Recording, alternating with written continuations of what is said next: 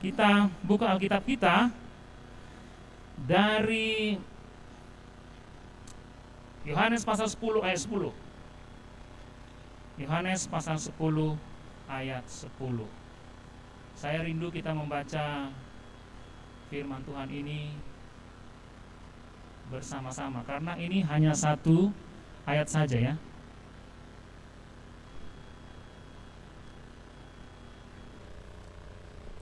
Yohanes 10 ayat 10. Kita membacanya 1, 2 ya. Pencuri datang hanya untuk mencuri dan membunuh dan membinasakan. Aku datang supaya mereka mempunyai hidup dan mempunyainya dalam segala kelimpahan. Pencuri datang hanya untuk mencuri dan membunuh dan mereka mempunyai hidup.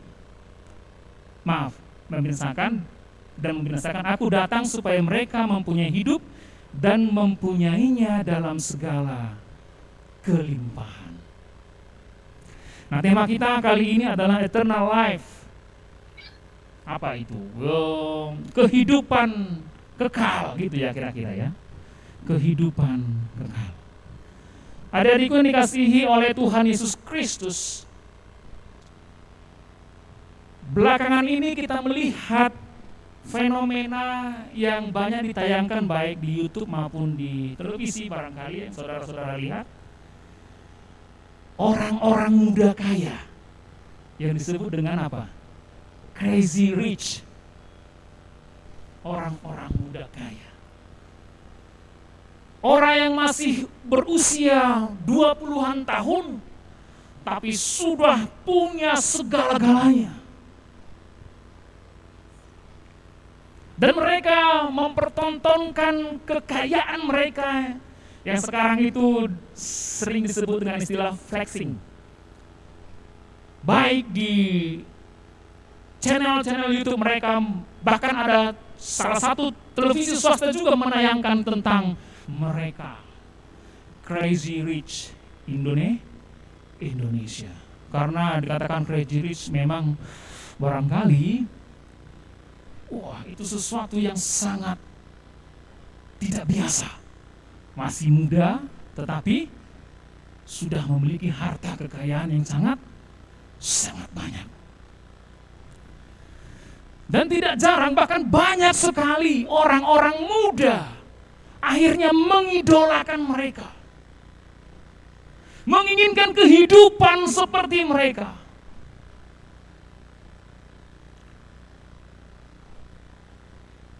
Pada umumnya masyarakat muda Indonesia ingin seperti mereka.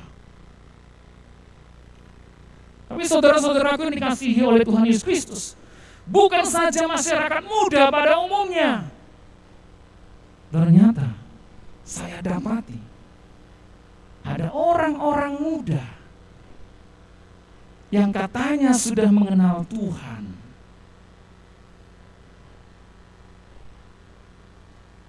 berubah orientasi hidupnya. Yang katanya sudah mengimani akan hidup yang kekal, tetapi berubah orientasi hidupnya. Kebahagiaannya bukan lagi kebahagiaan akan pengharapan hidup yang kekal.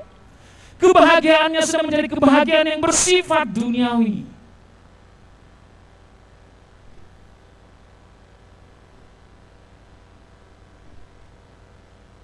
Dan fenomena ini saudara-saudaraku yang dikasih oleh Tuhan Yesus Kristus mengakibatkan banyak orang-orang muda pada zaman ini orientasi hidupnya dan tujuan hidupnya hanyalah kemewahan duniawi, hanyalah surga duniawi.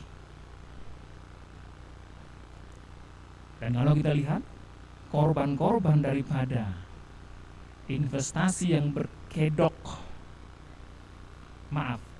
investasi namun sebenarnya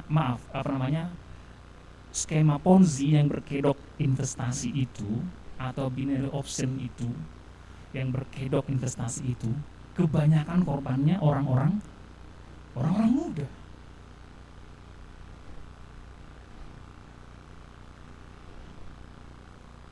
Bahkan banyak pebisnis muda.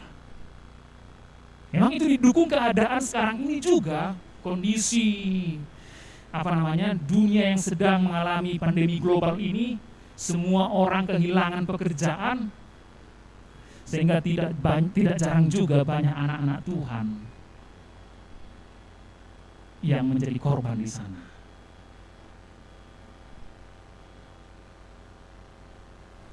Saya tidak usah sebutkan namanya, saya pun banyak tahu.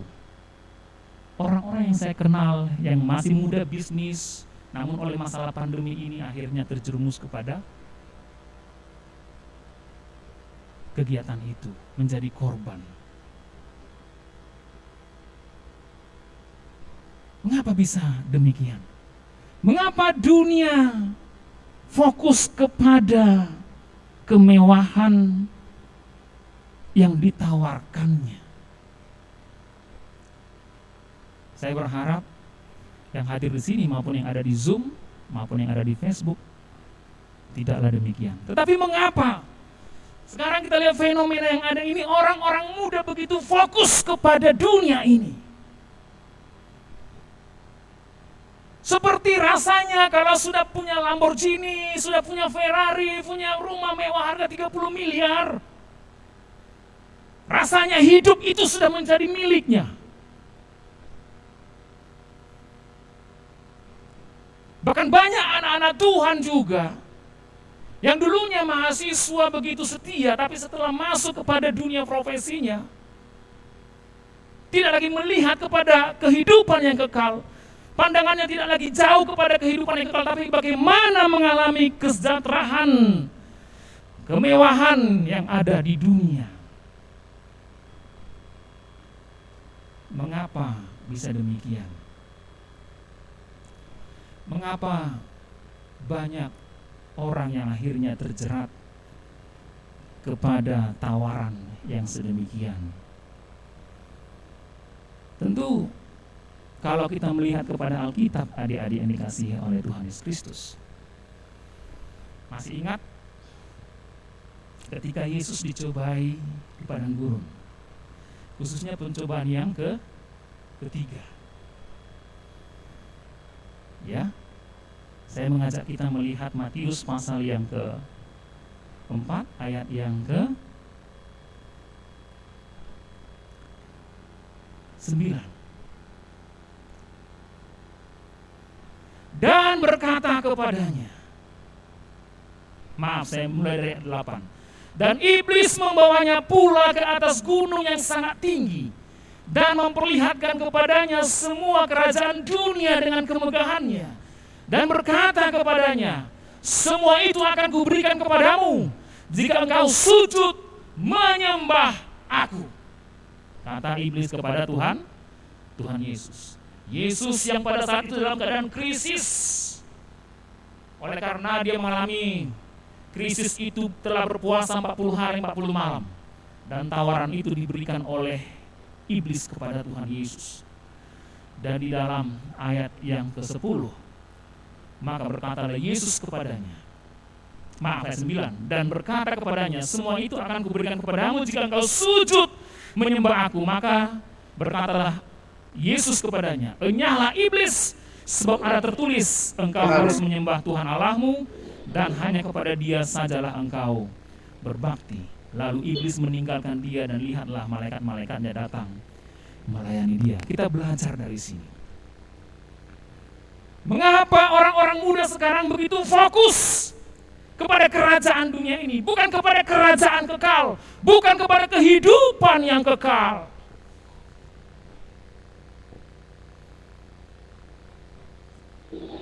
Iblis menawarkan kepada Yesus, kalau engkau sujud kepadaku, semuanya ini akan kuberikan kepadamu. Artinya, jika kita belajar dari hal ini, ketika seseorang berorientasi dan tujuan hidupnya kepada kemewahan dunia ini, dia sesungguhnya sedang berada di dalam belenggu iblis. Dia sesungguhnya sedang menyembah iblis. Orang-orang yang mempertuhankan iblis akan menjadikan dunia ini orientasi dan tujuan hidupnya, bahkan tujuan akhir daripada hidupnya.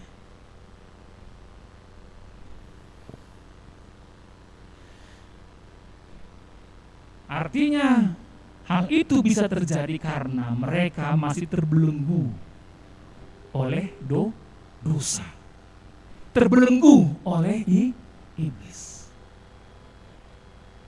Tetapi sebagaimana saya katakan di awal tadi, bukan hanya mereka orang-orang muda pada umumnya, anak-anak Tuhan juga pada akhirnya bisa mengalami pergeseran dan tidak lagi berorientasi kepada kehidupan yang kekal. Karena apa?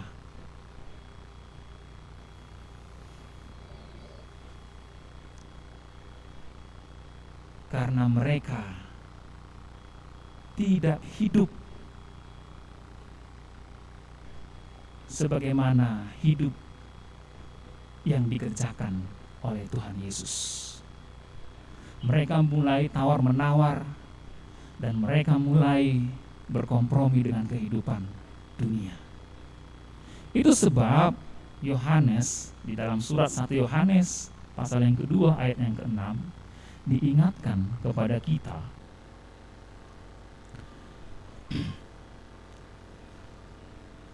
dikatakan, barang siapa mengatakan bahwa ia ada di dalam Dia, ia wajib hidup sama seperti Kristus telah hidup.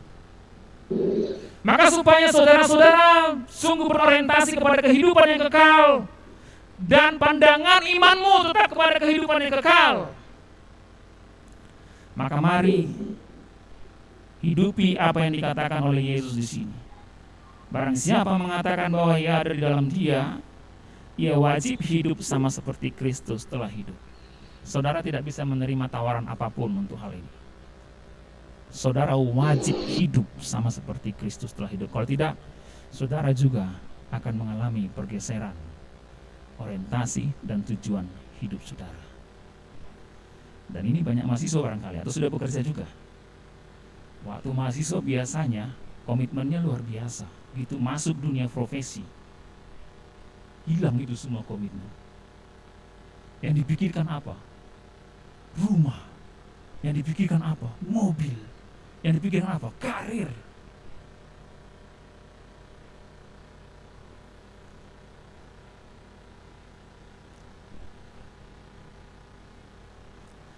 Dan lama-lama orang yang dulunya bisa dikatakan setia pun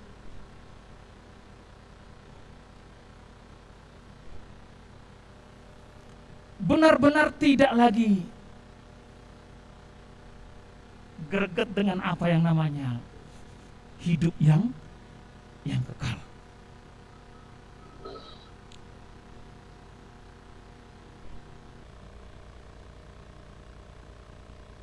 Itu kalau dibiarkan terus-menerus seperti itu. Maka pada ibadah kita kali ini, kita diminta untuk kembali merenungkan, mengingat kembali tentang pengorbanan Yesus Kristus yang telah mati di atas kayu salib. Supaya apa?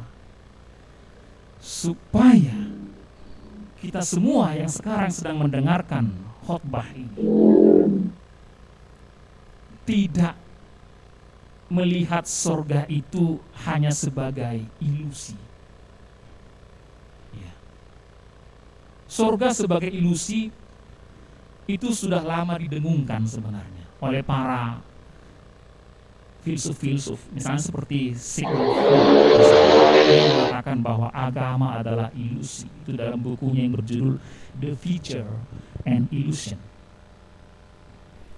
Kalau saudara membiasakan diri saudara hidup dengan dunia ini, kompromi dengan dunia ini, maka lama-lama kehidupan kekal itu hanya seperti ilusi. Akhirnya saudara tidak lagi berpusat kepada Kristus dan tujuan saudara tidak lagi kepada kehidupan yang kekal. Namun saudara akhirnya berpusat kepada diri saudara sendiri dan pergumulan saudara sendiri. Itulah yang akhirnya walaupun banyak anak-anak Tuhan ketika mengalami pencobaan hidup ini, dia tidak bisa melihat secara clear apa yang sedang terjadi di dalam persoalan hidupnya. Karena dia tidak melihat lagi dari kacamata Tuhan, tidak melihat lagi dari tujuan akhir hidupnya, tapi dia hanya melihat dari dirinya dan masalahnya sendiri. Sehingga begitu sulit untuk lepas dari genggaman masalah yang ada.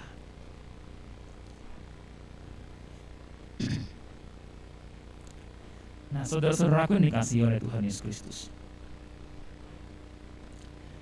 bahwa kehidupan yang kekal bukanlah suatu ilusi.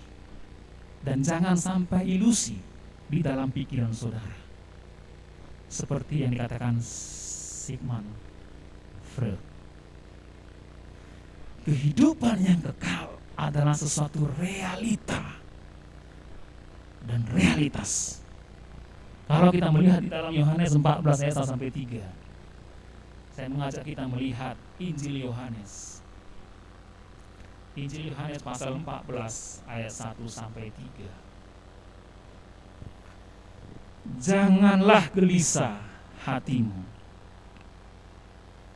Percayalah kepada Allah. Percaya jugalah kepadaku. Di rumah Bapakku banyak tempat tinggal. Jika tidak demikian, tentu aku mengatakannya kepadamu, sebab aku pergi ke situ untuk menyediakan tempat bagimu.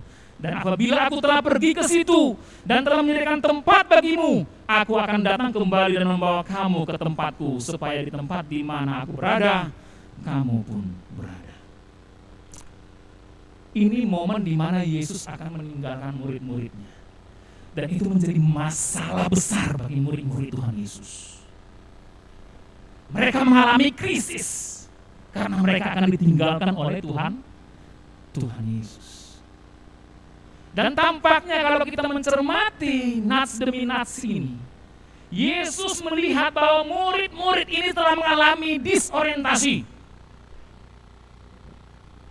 Ada orientasi yang sudah melenceng, yang menyebabkan mereka gelisah.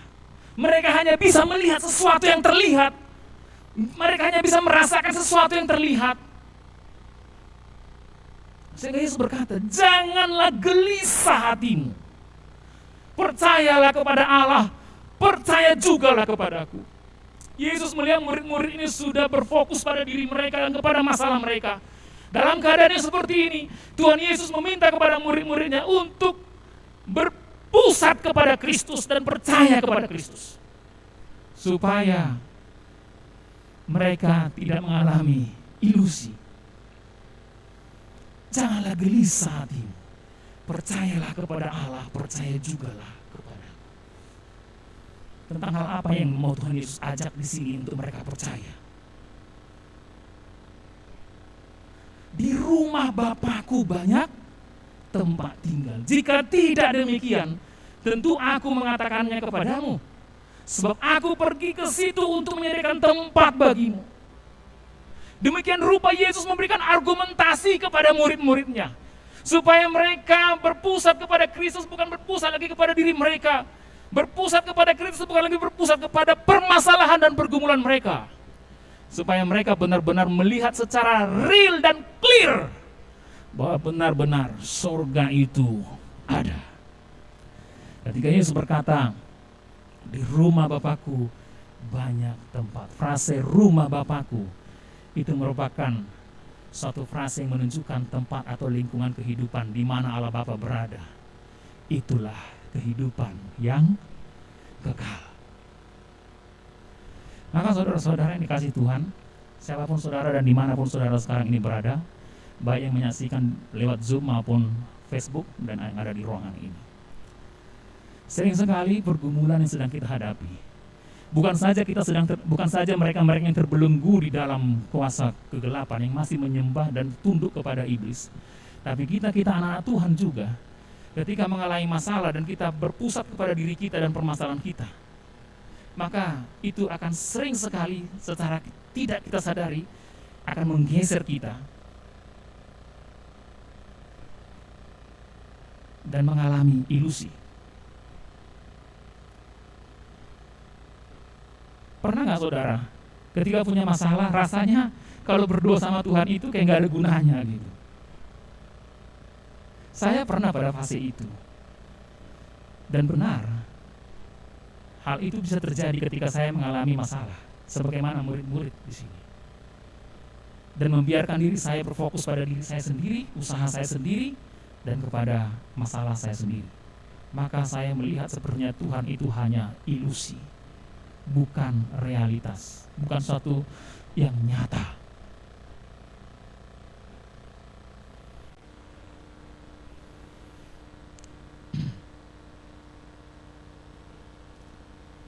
Dan saudaraku yang dikasihi Tuhan, bahwa menuju kepada kehidupan yang kekal itu, rumah Bapa yang di surga itu, Yesus berkata di dalam Yohanes 14 ayat 6.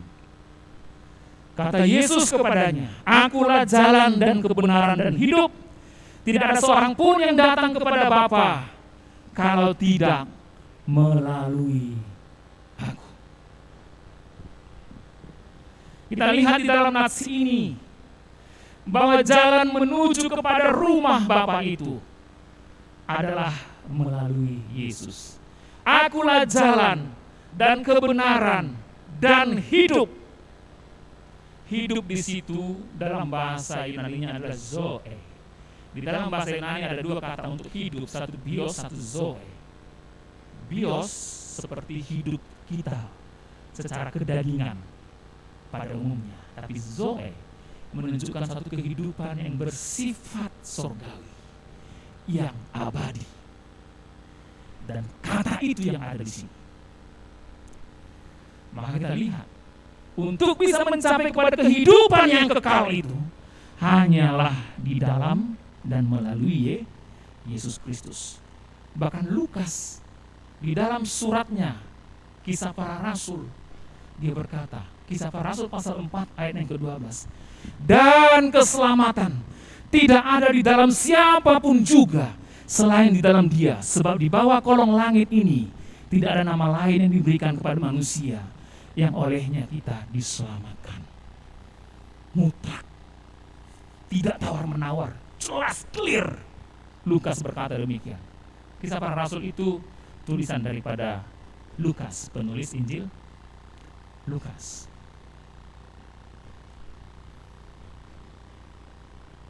Jelas sekali dia berkata bahwa keselamatan tidak ada di dalam siapapun juga selain di dalam Dia, yaitu Yesus Kristus. Sebab di bawah kolong langit ini tidak ada nama lain yang diberikan kepada manusia yang olehnya kita dapat diselamatkan. Hanya dan melalui Yesus Kristus kita bisa beroleh kehidupan yang kekal itu.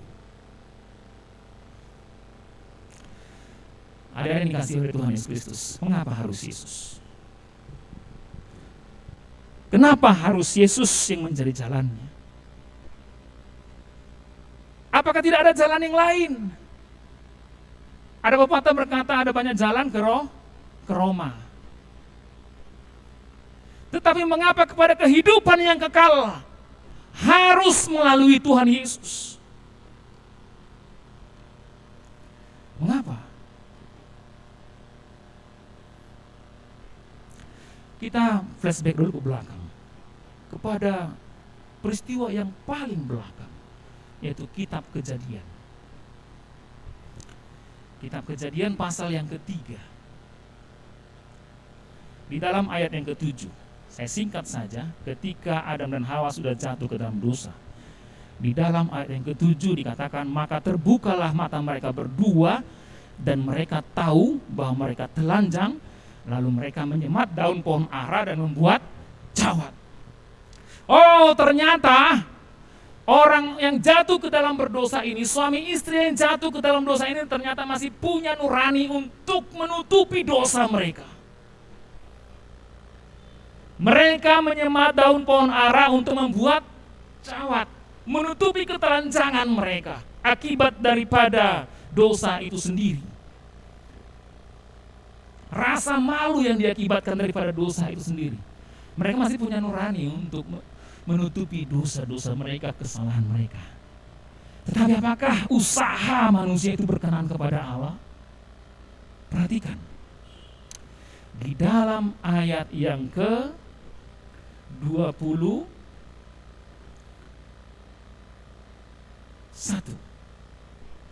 dan Tuhan Allah membuat pakaian dari kulit binatang untuk manusia dan untuk istrinya itu, lalu mengenakannya kepada mereka.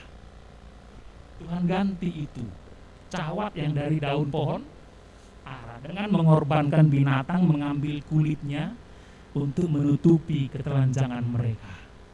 Apa yang dapat kita belajar dari peristiwa ini? Tuhan tidak berkenan dengan usaha manusia untuk mengatasi, menutupi dosa-dosanya. Ini yang pertama. Jadi sejak awal pun sudah kita melihat seperti apapun usaha manusia untuk mengatasi dan menutupi dosanya, Allah tidak pernah berkenan itu. Karena Allah hanya mau dengan cara Allah itu sendiri. Ya. Dan di dalam perikop ini, pasal 3 ini sebenarnya sudah kita melihat secara tersirat dan tersurat bahwa pengorbanan itulah yang menjadi kehendak Allah. Sebab Allah harus mengorbankan binatang untuk mengambil kulitnya dan menjadikan itu pakaian bagi Adam dan Hawa. Mengapa harus Yesus? Karena siapapun dia tidak berkenan bagi Allah. Itu yang pertama. Dan kita melihat sesungguhnya dosa akan melahirkan dosa.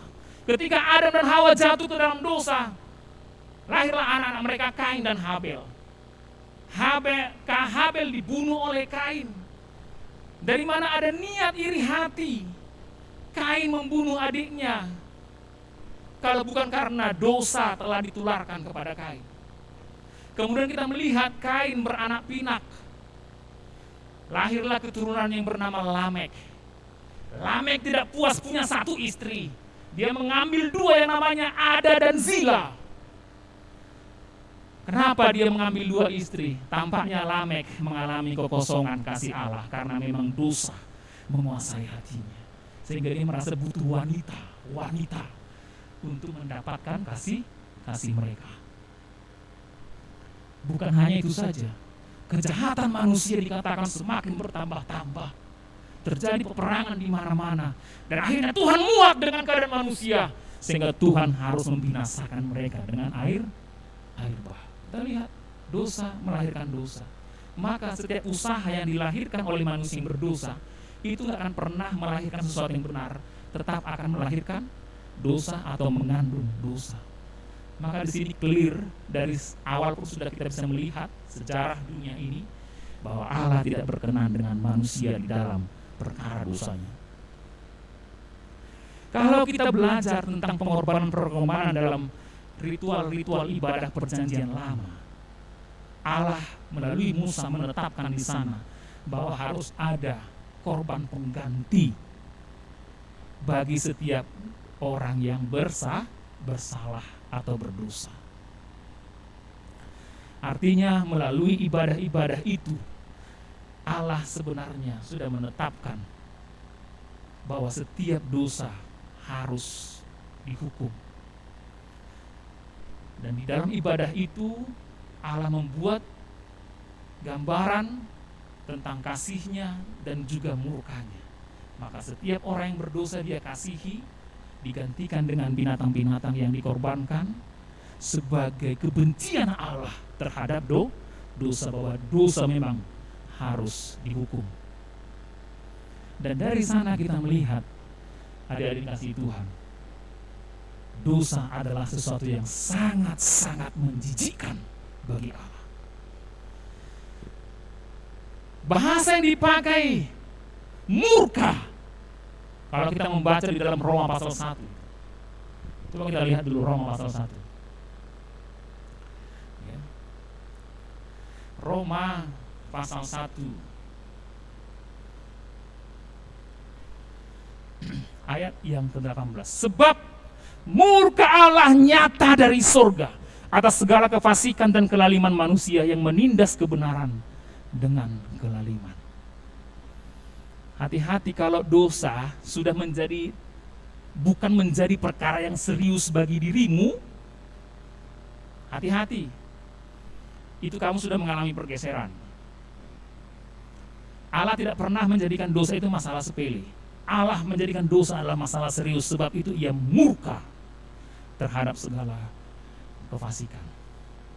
Maka tak kala lagi kamu berorientasi kepada sorga, kehidupan yang kekal, kamu akan anggap enteng dengan dosa. Kalau kita belajar dari kitab Yudas, hari ini kasih Tuhan Yesus Kristus,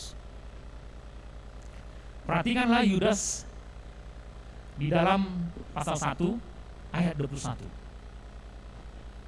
Yudas mengatakan, peliharalah dirimu demikian dalam kasih Allah, sambil menantikan rahmat Tuhan kita Yesus Kristus untuk hidup yang kekal. Yudas berbicara tentang penyesat-penyesat yang membawa banyak orang jatuh ke dalam dosa. Dan salah satu nasihat Yudas agar kita tidak mengalami kesesatan dan melakukan dosa, Yudas berkata, peliharalah dirimu demikian dalam kasih Allah, sambil menantikan rahmat Tuhan kita Yesus Kristus untuk hidup yang kekal. Artinya Yudas menyarankan kepada kita supaya tetap berorientasi kepada hidup yang kekal. Kalau tidak, kamu akan sepele dengan dosa. Kalau kamu mulai melupakan hidup yang kekal, kata Yudas, kau akan mudah disesatkan dan menyesatkan. Akan sepele dengan hal-hal dosa. Kamu rasa itu bukan dosa. Ya, kamu bisa tawar-menawar, itu kompromi dengan itu. Tapi setiap orang yang berorientasi dan tetap memelihara hidupnya, menantikan akan hidup yang kekal, Yudas berkata, dia akan bebas dari dosa.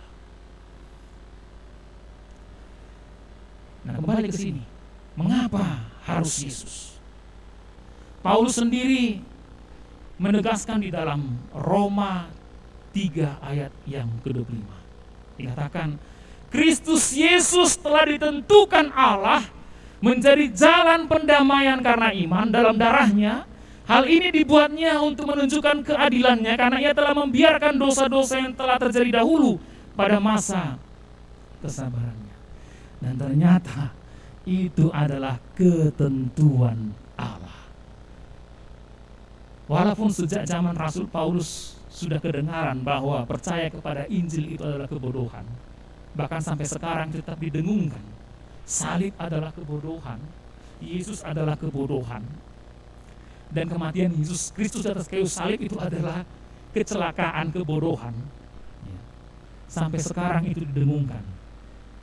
Orang boleh berkata demikian, tetapi di dalam iman kita sebagaimana Rasul Paulus mengatakan bahwa kematian Kristus bukan kebodohan, kematian Kristus bukan karena ketololannya, tetapi benar-benar ada sesuatu yang telah ditentukan Allah menjadi jalan perdamaian. Jadi mengapa harus Yesus? Karena memang Yesuslah yang berkenan bagi Allah dan yang telah ditentukan oleh Allah untuk menjadi jalan perdamaian dan jalan kepada kehidupan yang kekal. Saudara-saudaraku yang dikasihi oleh Tuhan Yesus Kristus, maka kalau kita melihat lagi, mengapa harus Yesus? Mengapa harus pribadi dari luar diri kita, yaitu Yesus yang harus menyelamatkan kita? Perhatikan Roma 3 ayat 10-11. Dikatakan demikian, seperti ada tertulis, tidak ada yang benar, seorang pun tidak. Tidak ada seorang pun yang berakal budi, tidak ada seorang pun yang mencari Allah. Mungkin ada orang yang tampaknya mencari Allah dalam tanda petik, tapi sungguhnya bukan Allah. Dan Alkitab telah menyatakan itu. Di dalam Roma pasal yang pertama ayat 20, 21, 22, 23, 24. So, apa yang tidak nampak daripadanya itu kekuatannya dan yang kekal dan keilahiannya dapat nampak kepada pikiran dan karyanya sejak dunia diciptakan sehingga mereka tidak dapat berdalih. Sesungguhnya alam semesta ini adalah dalih di mana Allah itu ada. Allah itu benar nyata. Alasan, bukti bahwa Allah itu nyata dan itu tidak bisa disangkal. Tetapi tadi sebagaimana dikatakan dalam Roma 3:10, tidak ada yang benar, tidak ada seorang pun tidak ada seorang yang berakal budi, tidak ada seorang pun yang mencari Allah. Sehingga apa jadinya? Di dalam Roma pasal 1 ayat 21 dikatakan, sekalipun mereka mengenal Allah, mereka tidak memuliakan Dia sebagai Allah atau mengucap syukur kepadanya. Sebaliknya pikiran mereka menjadi sia-sia dan hati mereka yang bodoh menjadi gelap. Mereka berbuat seolah-olah mereka penuh hikmat, tetapi mereka telah menjadi bodoh. Mereka menggantikan kemuliaan Allah yang tidak fana dengan gambaran yang mirip dengan manusia yang fana, burung-burung, binatang-binatang yang berkaki empat, atau binatang-binatang yang menjalar. Karena itu Allah menyerahkan mereka kepada keinginan hati mereka akan kecemaran, sehingga mereka saling mencemarkan tubuh mereka. Mengapa harus Yesus? Karena saudara dan saya sesungguhnya tidak pernah mencari Allah. Kita hanya mencari Allah dalam ilusi kita. Tapi kita tidak benar mencari Allah yang benar. Karena apa? Karena memang dosa begitu rupa membutakan kita dan membodohkan kita, saudara-saudara yang kasih Tuhan Yesus Kristus. Jadi orang yang belum mengenal Kristus dan yang belum mempertuhankan Kristus, sesungguhnya mata hatinya masih tergelapkan oleh dosa-dosanya dan menjadi bodoh, tidak berhikmat, dan tidak akan pernah mencari Allah kalau dengan hikmatnya. Jadi sejak awal kita melihat tadi ya, Allah tidak pernah berkenan dengan usaha manusia karena dosa ya telah mencemari kehidupan manusia. Maka setiap perbuatan yang lahir dari ketercemaran dosa, maka itu tidak pernah bisa mencapai Allah. Sehingga oleh karena begitu besar kasih Allah akan dunia ini, karena Allah melihat bahwa manusia tidak bisa menemukan Allah yang sejati dan menyelesaikan masalah dosanya, sehingga Allah yang penuh kasih itu harus merelakan anaknya yang tunggal, yaitu Tuhan Yesus Kristus. Hari-hari ini kasih Tuhan Yesus Kristus. Dan kalau kita melihat di dalam Filipi pasal 2 ayat 5 sampai 11, Filipi pasal 2 ayat 5 sampai 11 dikatakan demikian, hendaklah kamu dalam hidupmu bersama menaruh pikiran dan perasaan yang terdapat juga dalam Kristus Yesus, yang walaupun dalam rupa Allah tidak menganggap kesetaraan dengan Allah itu sebagai milik yang harus dipertahankan, melainkan telah mengosongkan dirinya sendiri dan mengambil rupa seorang hamba dan menjadi sama dengan manusia, dan dalam keadaannya sebagai manusia ia telah merendahkan dirinya dan taat sampai mati, bahkan sampai mati di kayu salib. Itulah sebabnya Allah sangat meninggikan dia dan mengaruniakan kepadanya nama di atas segala nama, supaya dalam nama Yesus bertekuk lutut segala yang ada di langit dan yang ada di atas bumi dan yang ada di bawah bumi, dan segala lidah mengaku Yesus Kristus adalah Tuhan, bagi kemuliaan Allah Bapa. Di dalam istilah teologianya, perikop ini adalah peristiwa kenosis, di mana Allah, yaitu Yesus Kristus, mengosongkan dirinya, menanggalkan sifat-sifat keilahiannya dan menjadi sama dengan manusia. Dan gambaran yang paling jelas sebenarnya tadi sudah kita dengar di dalam pembacaan kitab Yesaya pasal 53 itu. Wajahnya pun tak tampan, tak dapat lagi dinikmati wajahnya sesungguhnya. Saudara yang dikasihi Tuhan Yesus Kristus, bahwa pengorbanan Yesus Kristus itu tidak dapat dibandingkan dengan apapun. Sekalipun barangkali ada orang baik yang harus mati karena bukan kesalahannya, ya, ada orang baik yang harus mati karena bukan kesalahannya, tidak akan pernah dapat dibandingkan dengan peristiwa kematian Tuhan Yesus mati di atas kayu salib untuk mengampuni dosa-dosa kita. Sebab Yesus adalah Allah yang menanggalkan keilahiannya, turun ke dunia, lahir di kandang domba,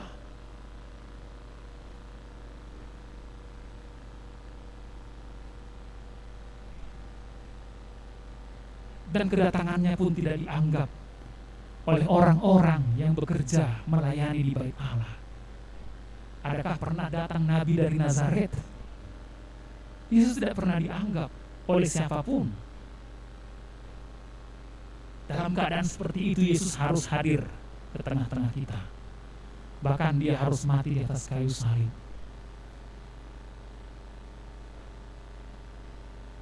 Sebenarnya pengorbanan Yesus tidak hanya kita lihat dari peristiwa penyalipannya di atas kayu salib, tetapi bagaimana dia mengosongkan dirinya itu kita lihat mulai dari sana.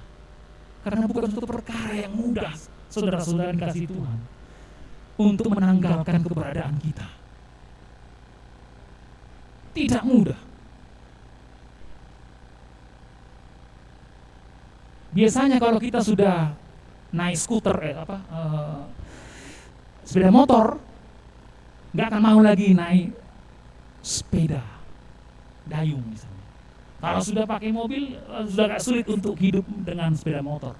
Ya walaupun bisa, tapi sudah agak berat. Karirnya sudah naik, nggak akan ada mau lagi turun ke bawah.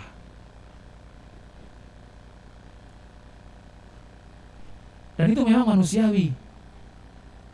Tetapi Yesus rela menanggalkan keserupaannya dan kesetaraannya dengan Allah.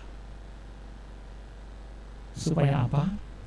Supaya apa yang telah ditentukan Allah bagi kita, yaitu keselamatan bagi dunia, membebaskan jiwa-jiwa yang terbelenggu oleh dosa, yang tidak dapat menemukan Allah, yang hidup di dalam dosa-dosa.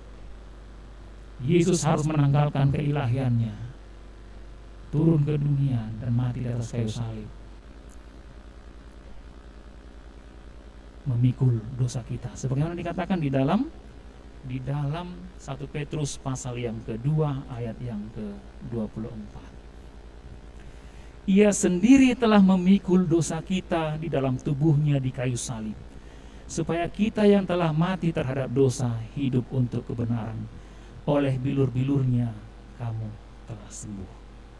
Yesus bukan saja mengalami penderitaan secara psikologis, tapi juga dia mengalami penderitaan secara badani, di mana tubuhnya menjadi terbilur-bilur oleh karena cambukan-cambukan penghukuman sebelum naik ke atas kayu salib, dan oleh bilur-bilur, agar melalui bilur-bilurnya itu kita semua yang percaya kepadanya hidup untuk kebenaran, memiliki potensi, dimampukan untuk hidup kebenaran. Hanya melalui kematian Yesus di atas kayu salib yang telah memikul dosa-dosa kita, kita dapat hidup untuk kebenaran. Saudara, ada banyak orang baik di luar sana. Ada banyak orang beramal di sana, bahkan mungkin lebih baik dan lebih beramal dari kita. Tapi kalau itu bukan digerakkan oleh iman kepada Yesus, itu tidak bernilai apa-apa di hadapan Tuhan. Sama seperti di dalam kitab Yesaya berkata bahwa kebaikannya seperti kain kotor. Tetapi setiap orang yang mau menyerahkan dosa-dosanya untuk dipikul oleh Tuhan Yesus, maka dia akan dapat hidup untuk kebenaran.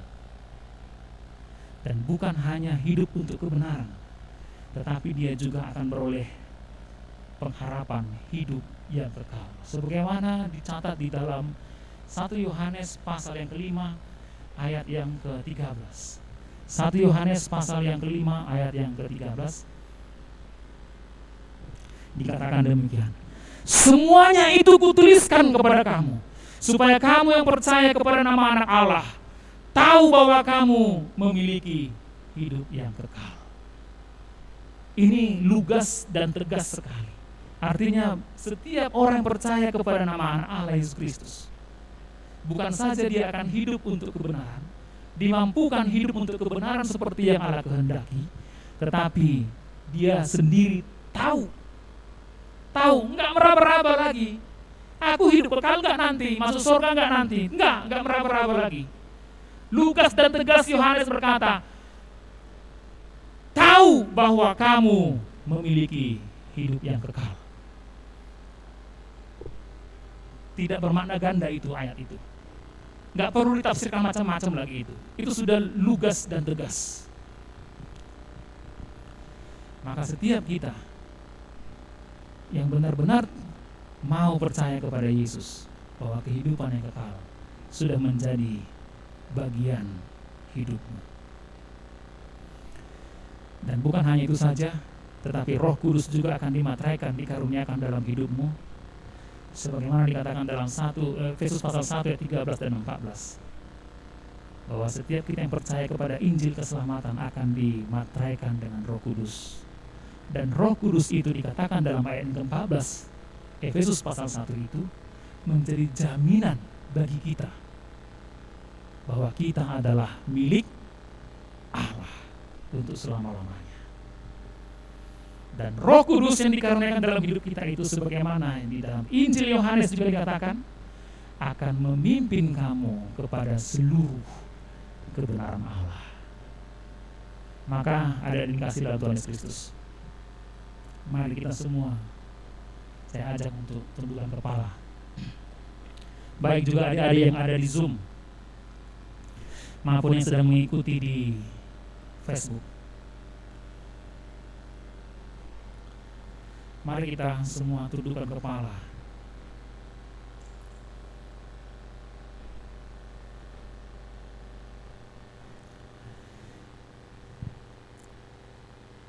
Saya minta untuk musik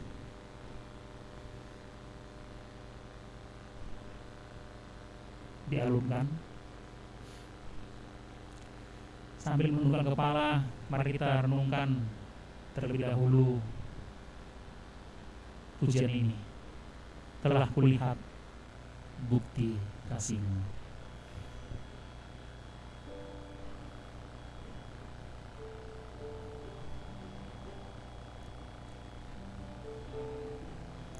Mari kita semua tundukkan kepala dan sikap doa.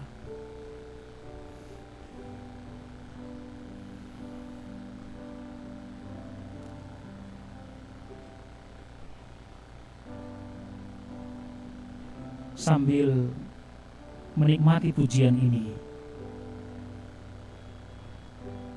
mari kita merenungkan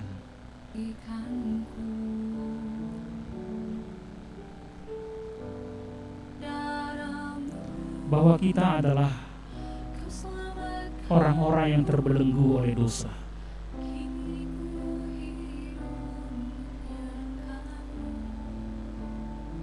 Firman Tuhan berkata bahwa dosa itu sungguh membelenggu, membutakan, dan membodohkan.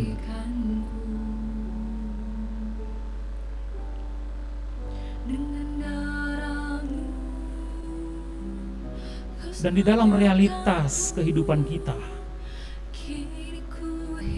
saya mengajak kita juga untuk melihat kepada hidup kita yang sekarang.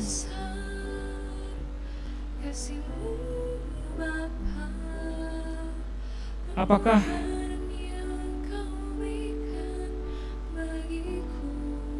engkau sudah bisa membebaskan dirimu dari keinginan-keinginan hatimu yang jahat?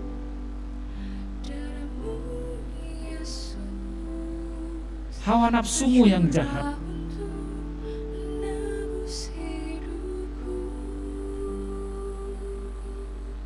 cita-citamu yang serakah,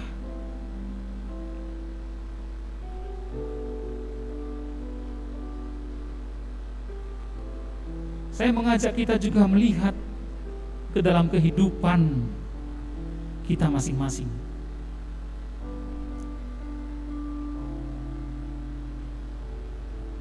Sungguhkah kehidupan kita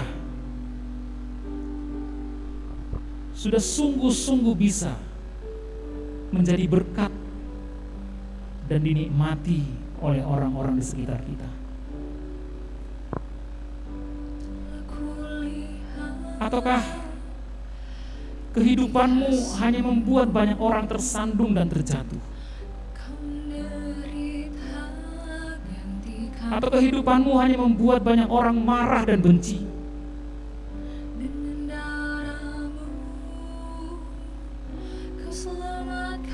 Di mana kau berada selalu orang-orang tidak menginginkan kehadiranmu, karena mereka kehilangan damai sejahtera dengan keberadaanmu dan kehadiranmu.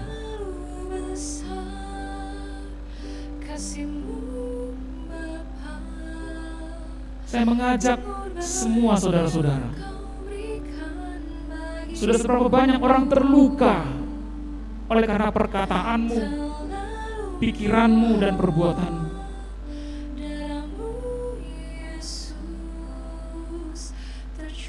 Seberapa banyak orang telah mengurung amarahnya di dalam hatinya, tidak mau melepaskannya.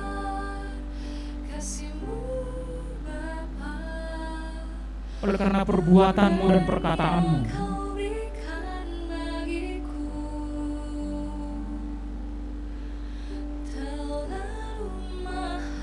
Dan sekarang lihat lagi,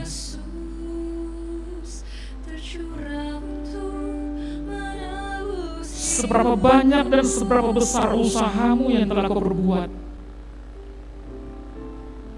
untuk bisa menyenangkan banyak orang, memuaskan banyak orang, membuat teman-temanmu tersenyum, orang tuamu bahagia.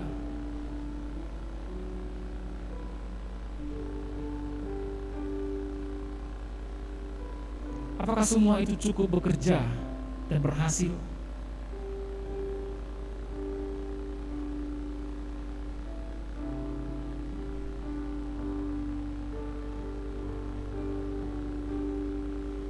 Dan sekarang saya mengajak juga kepada saudara-saudara sekalian, baik yang ada di ruangan ini, demikian juga yang ada di ruang Zoom dan yang mengikuti lewat Facebook.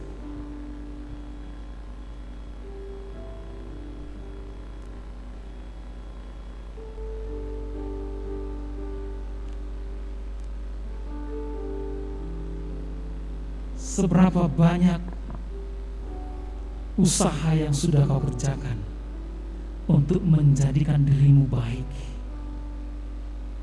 bagi manusia dan berkenan bagi Allah? Adakah itu tetap atau berubah-ubah, bahkan semakin hari semakin merosot?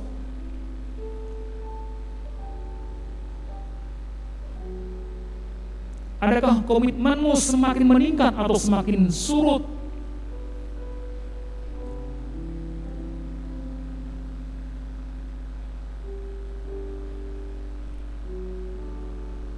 Seberapa besar upayamu untuk menemukan Allah, dan apakah engkau sudah menemukan Dia? Menemukan Allah yang sejati dalam hidupmu, yang sungguh-sungguh bisa memberikan kekuatan kepadamu di dalam segala keterbatasanmu dan kelemahanmu, bisa hidup seturut kehendaknya bagi hormat kemuliaannya dan berkat bagi umatnya. Ataukah sekarang kamu sedang berputus asa dengan kehidupanmu? Kamu tidak bisa menemukan jawaban bagaimana melepaskan dirimu dari semua keterpurukan-keterpurukan itu, kegagalan demi kegagalan usaha yang kau kerjakan.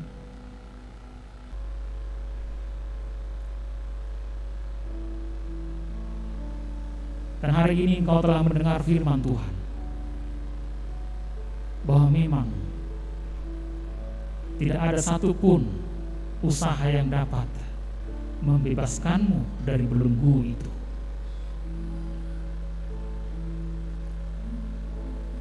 Dan hari ini kau telah mendengar firman, oleh karena ketidakmampuanmu dan ketidakberkenananmu di hadapan Allah, maka Allah yang penuh rahmat dan kasih itu telah mengaruniakan anaknya yang tunggal, yaitu Yesus Kristus. Sebagaimana firman yang kau dengar pada sore hari ini, bahwa Yesuslah yang telah ditentukan Allah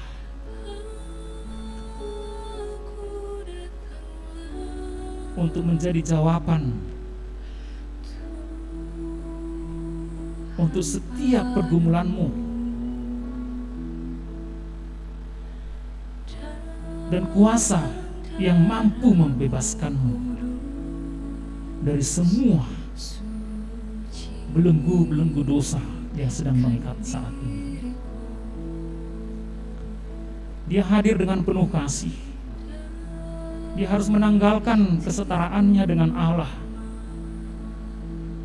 menjadi manusia, mengambil rupa seorang hamba dan mengorbankan dirinya sebagaimana tuntutan Allah, menggantikan dirimu dan saya yang harusnya terhukum oleh dosa-dosa, naik ke atas kayu salib memikul dosa-dosamu. Maka hari ini jangan tunggu nanti, jangan tunggu esok, tetapi hari ini di mana engkau mendengar firman Tuhan bahwa Yesus telah datang untuk membebaskanmu dari belenggu dosa dan membebaskanmu dari hukuman dosa, sebab iman kepada Dia akan menjadi jalan menuju kepada hidup yang kekal. Firman-Nya, melalui firman-Nya Dia berjanji bahwa setiap orang yang mau datang kepadanya, percaya kepadanya, mereka akan memiliki hidup yang kekal.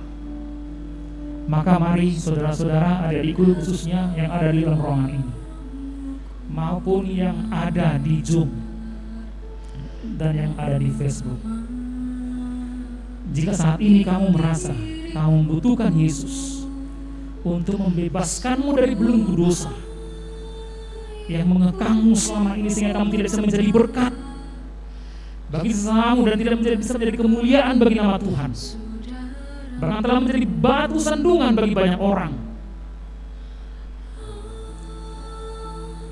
dan kamu inginkan kehidupan yang kekal itu benar-benar menjadi milikmu, sesuatu yang pasti menjadi bagianmu yang tidak akan pernah hilang untuk selama-lamanya. Saya minta untuk angkat tanganmu. Yang ada dalam ruangan ini bisa angkat tangannya. Yang ada di Zoom, kamu bisa klik raise hand pada layar Zoom-mu.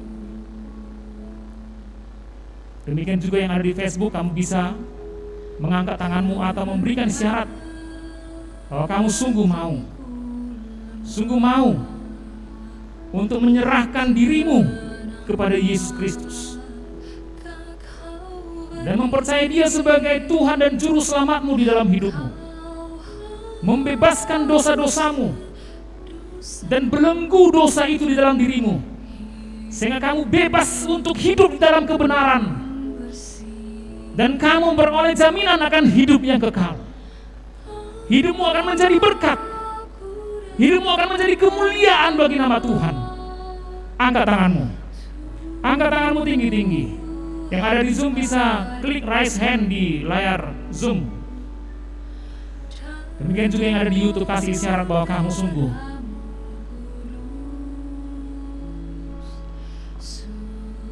merindukan dan mengundang Yesus masuk ke dalam hatimu, membebaskan dosamu,